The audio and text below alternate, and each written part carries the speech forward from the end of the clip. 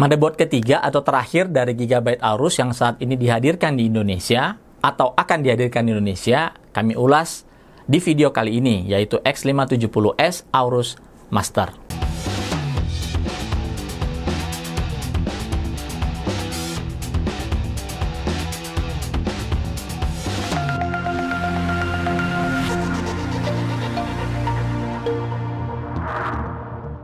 Di dua video sebelumnya kami sudah mengulas X570S Aorus Pro AX dan X570S Aero-G yang menggunakan chipset X570 yang mengalami sedikit perubahan minor pada konsumsi daya, sehingga chipset X570 ini tidak lagi membutuhkan active cooling untuk mendinginkan chipsetnya. Pada kasta tertinggi yang saat ini diperkenalkan oleh Gigabyte, itu adalah posisi Aorus Master. Di X570S Aorus Master ini juga ada beberapa perubahan yang cukup signifikan dibandingkan versi yang sebelumnya yang belum ada S-nya. Di sini kita akan membahas, kita lakukan unboxing, dan kita coba melihat secara lebih detail apa yang menjadi senjata ataupun keunggulan serta juga tentunya kelemahan dari motherboard ini. Mari kita buka kemasannya.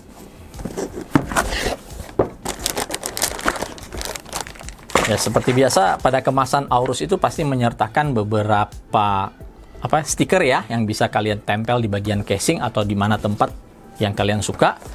Ada multilingual installation guide, lalu tentunya ada tentunya ada manual book yang cukup tebal. Manual booknya ini sampai hampir 100 halaman. Jadi worth it untuk dibaca. Ada emblem Aorus,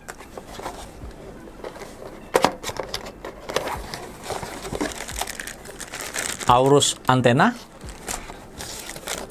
kabel untuk noise detection,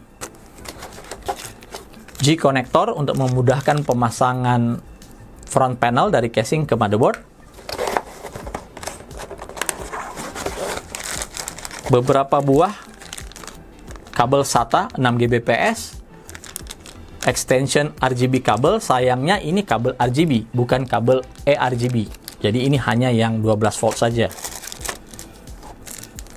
Ada beberapa baut mur untuk M.2 NVMe, thermal probe. Jadi kita bisa menempelkan ini ke bagian mana yang kita ingin baca temperaturnya, diberikan 2 buah. Lalu velcro untuk merapikan kabel-kabel di dalam casing. Ya, itu saja kelengkapan yang disertakan X570S Aorus Master. Sama seperti X570 Aorus Master, X570S Aorus Master yang ini juga menggunakan dimensi Full ATX. Artinya dia memang menggunakan standar dimensi ukuran motherboard yang umum digunakan. Kalau kita lihat secara berat, ini motherboard cukup berat. Ya, tidak seperti motherboard pada umumnya karena memang di bagian motherboardnya ini banyak menggunakan bahan-bahan logam, besi, dan juga ada kombinasi tembaga. Oke, kita akan bahas dulu apa saja fitur yang ada di motherboard ini. Pertama sekali, kita bisa lihat dari area pendinginannya. Ini menggunakan heatsink Fins Array generasi kedua. Generasi kedua ini memiliki dimensi atau ukuran heat pipe yang lebih besar dibandingkan generasi yang sebelumnya.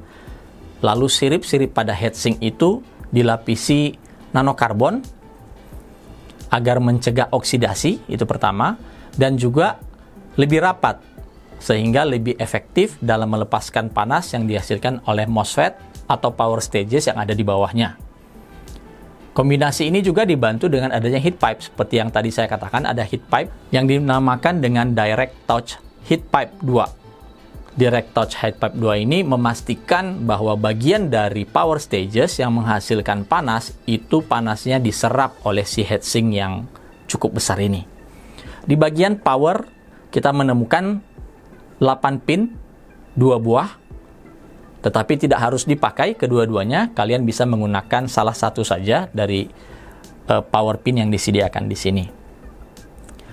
Kita lanjut pada bagian filtering. Di bagian filtering kita menemukan ada beberapa SMD kapasitor, meskipun tidak semua. Lalu juga ada solid kapasitor yang tujuannya memfilter daya yang masuk dari power supply menuju ke bagian power stages yang diatur oleh PWM controller, dan kemudian difilter lagi sebelum masuk ke prosesor untuk memastikan transient filternya itu baik dan sesuai dengan apa yang dibutuhkan oleh prosesor. Ada 4 buah memori dengan modus dual channel. Ingat ya, Ryzen AM4 itu hanya memiliki teknologi dual channel, bukan quad channel kalau kita pasang 4-4-nya. Klaim Gigabyte di sini memori dapat mencapai kecepatan DDR4 5400 ketika menggunakan prosesor Ryzen 5000G atau 4000G dan juga Ryzen firmware atau Ryzen 5000. Kemudian kita bisa menemukan total 10 buah konektor kipas yang dapat berfungsi sebagai PWM fan ataupun DC fan.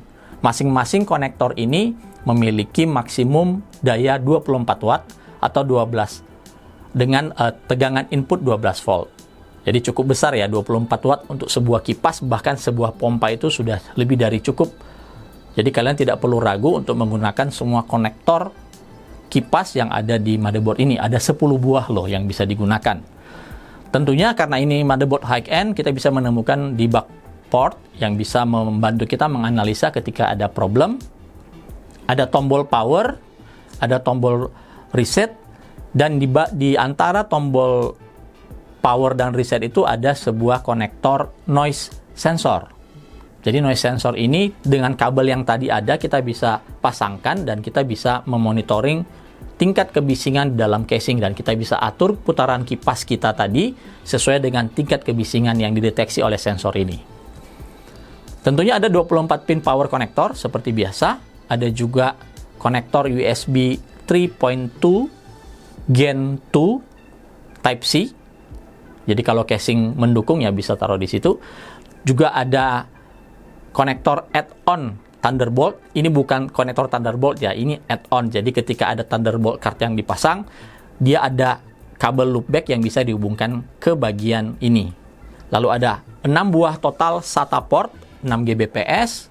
Kemudian 4 buah port M.2 NVMe. Jadi disediakan cukup banyak, mendukung RAID. Tentunya untuk bisa memaksimalkan ini, kita harus menggunakan Ryzen yang memiliki PCIe Lane yang banyak ya. Contohnya seperti Ryzen 3000 ataupun Ryzen 5000. Kalau kita gunakan misalnya Ryzen 3000G, ya kita tidak akan bisa mengutilisasi semua port NVMe yang diberikan. Dan tentunya karena ini X570, interconnect antara prosesor dengan chipsetnya menggunakan jalur PCI Express 4.0, maka semua peripheral, baik itu PCI Express untuk kartu grafis maupun NVMe, akan mendukung PCI Express generasi keempat saat prosesor yang kita pakai memiliki PCIe Lane Gen 4 juga. Jadi sekali lagi ini berlaku untuk Ryzen 3000 dan Ryzen 5000. Untuk 5000G dan 4000G, karena PCIe Lane-nya hanya PCI Express 3.0, maka semuanya akan berjalan di PCI Express 3.0 saja. Ada 3 buah slot PCI Express, X16, X8, dan X8. Ini mendukung Crossfire, tidak mendukung SLI lagi. Kemudian untuk audio menggunakan chipset dari Realtek ALC1220VB, lengkap dengan digital to analog dari Saber. Jadi kualitas audionya ini sangat premium, dan juga difilter dengan kapasitor Nichicon yang memang khusus diciptakan untuk bisa memfilter noise, menghilangkan noise, dan juga meningkatkan kualitas audio menjadi lebih premium lagi. Konektor-konektor standar kita bisa juga temukan seperti konektor USB 2.0 untuk di casing, lalu konektor eRGB dan juga RGB. Sayangnya konektor RGB-nya lebih banyak, diberikan 3 buah, sedangkan konektor untuk eRGB-nya hanya diberikan 2 buah konektor saja. Di bagian belakang PCB kita juga bisa melihat ada semacam backplate yang menurut klaim Gigabyte ini akan membantu menyebarkan panas. Dia berbahan nanokarbon dan intact dengan bagian dari PCB. Untuk PCB dari X570S Aorus Master ini memiliki ketebalan atau PCB layer 6 layer PCB dengan mid-loss PCB agar bisa menghantarkan kecepatan PCI Express 4.0. Di bagian belakang kita juga bisa menemukan beberapa SMD kapasitor supaya lebih baik lagi filtering untuk masuk ke prosesor. Di bagian output di bagian belakang kita bisa menemukan beberapa tombol dan juga port, mulai dari port QFlash Plus di mana kita bisa melakukan update BIOS tanpa harus memasang prosesor, kartu grafis, dan memori, cukup power supply saja. Lalu juga ada tombol untuk melakukan clear CMOS atau membersihkan, menghapus setting terakhir dari yang kita gunakan di dalam BIOS. Ada konektor untuk antena Wi-Fi. Wi-Fi-nya di sini sudah mendukung Wi-Fi 6 atau AX. Ada beberapa port USB, baik itu port USB 3.2 Gen 1, 3.2 Gen 2, dan menariknya di sini X570S Aorus Master juga memiliki port USB 3.2 Gen 2x2 Type-C dengan controller dari ASMedia, jadi bukan dikontrol oleh chipset. Hal yang sama kita temukan juga di video sebelumnya di X570S Aorus Master Pro iX. Selain itu, di bagian konektivitas networking disertakan 2,5 GB koneksi. Kemudian ada juga koneksi untuk audio yang mendukung juga SPDIF out. Ini juga mendukung 7.1 audio output channel.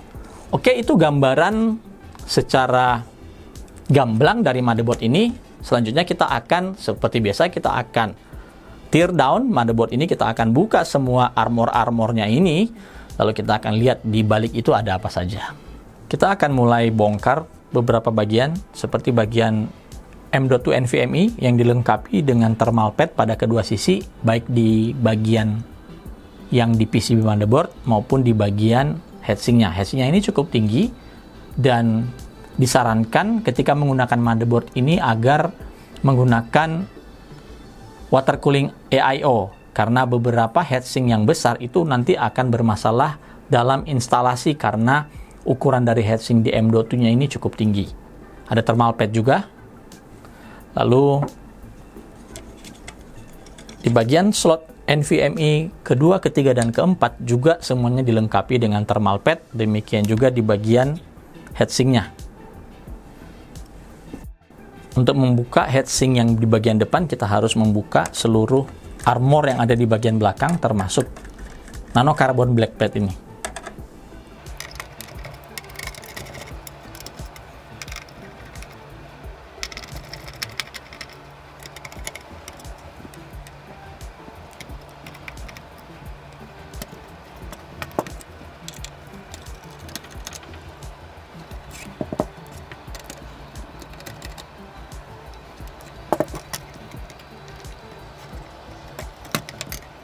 Saat kita mengangkat bagian back panelnya, seperti ini bentuknya. Ini benar-benar metal yang berkualitas tinggi. Dan memang betul ada dibantu pelepasan panas. Kita melihat ada thermal pad tepat di bagian belakang dari MOSFET atau power stages. Jadi menggunakan prinsip penyebaran panas. Menggunakan thermal pad ini, panas ditransfer pada bagian yang lebih luas yang ada di backplate ini. Seperti ini bentuk motherboard X570S Aorus Master yang sudah kita strip, kita bongkar semuanya. Yang menarik perhatian adalah bagian dari heatsink.